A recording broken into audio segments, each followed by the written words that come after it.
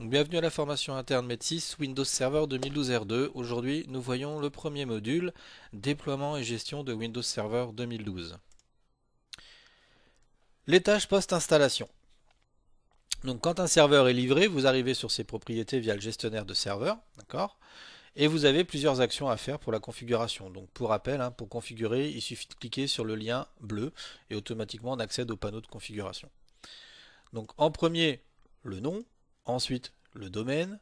Alors bien sûr, quand vous changez le nom du serveur, redémarrez avant de le rentrer dans le domaine, ce sera mieux. Ok. Pensez à configurer votre pare-feu. En général, si vous rentrez dans un domaine, les stratégies de pare-feu sont réglées par le domaine. Pensez à activer ou non le bureau à distance. La gestion à distance, elle, est par défaut activée. Donc la gestion à distance, c'est WinRM. Et par défaut, elle est activée. Si nécessaire, et ce le sera sur un serveur, configurez son adresse IP fixe. Si vous avez plusieurs cartes réseau, n'hésitez pas aussi à utiliser l'association de cartes réseau. Donc pour mémoire, l'association de cartes réseau, c'est quoi? Un serveur a 2 ou 4 interfaces réseau de disponibles.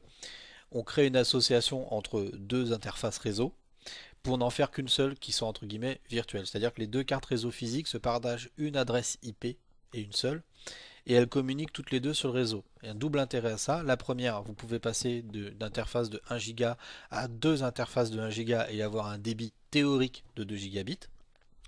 Et la deuxième, c'est que si l'une des deux cartes venait à tomber, la deuxième prendrait automatiquement le relais.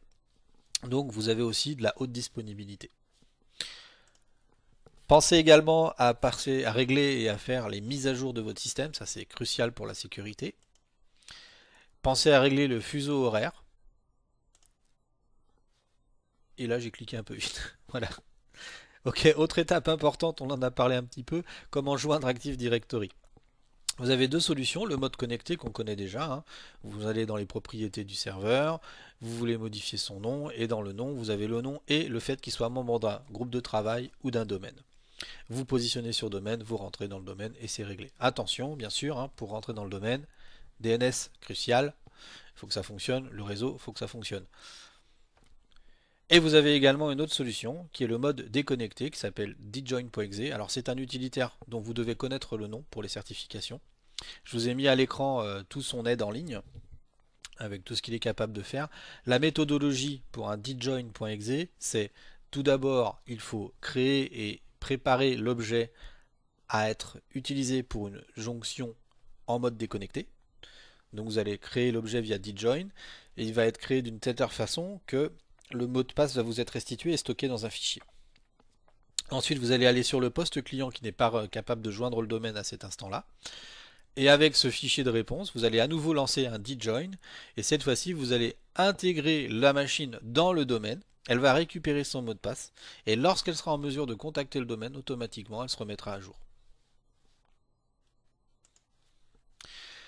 Ok, dans le cas de l'installation minimale, on a parlé tout à l'heure de sconfig.cmd. Donc là, je vous mets simplement à l'écran une capture de ce qu'est sconfig. Donc c'est un bête menu DOS, tout ce qu'il y a de plus simple. Et avec ce menu, vous êtes en mesure de configurer l'intégralité du serveur. Donc le domaine, le nom, vous pouvez ajouter des membres dans le groupe d'administrateurs local. Ça, ce sont en fait des commandes que vous devez normalement taper à la main, qui sont parfois fastidieuses. Donc ils ont créé cet outil qui est plus simple et qui permet donc d'aller beaucoup plus vite pour livrer un serveur. Voilà qui conclut notre vidéo. J'espère que son contenu vous a plu et qu'il vous sera utile.